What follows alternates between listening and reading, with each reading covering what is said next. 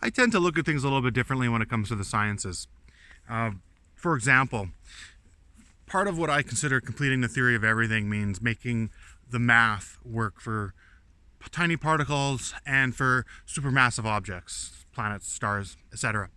And so I was trying to, and I've talked about it a few times, but I've been trying to come up with a math system for this. Now, this is why I actually think that we live in a 2D universe rather than like a 3D or 4D or 11D, whatever. You guys are getting crazy.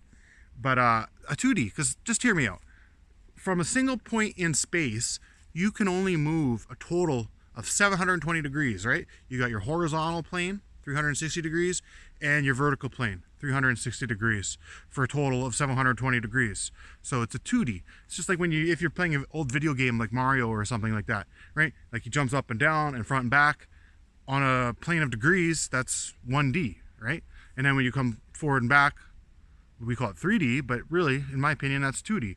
So like, is there any way to finish this math? I proposed it a few times, proposing it again.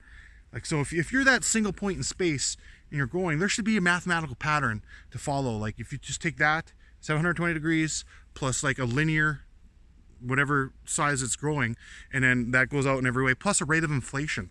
And it gets a little complicated, yeah, when you're gonna do like particle physics and stuff, because like the mass that comes in will bubble up, blah, blah, and that's part of the inflation fraction there.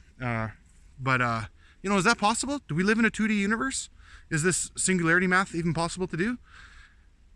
I need a mathematician guy to do that, but I can only propose a theory. So that's why I think we live in a 2D universe.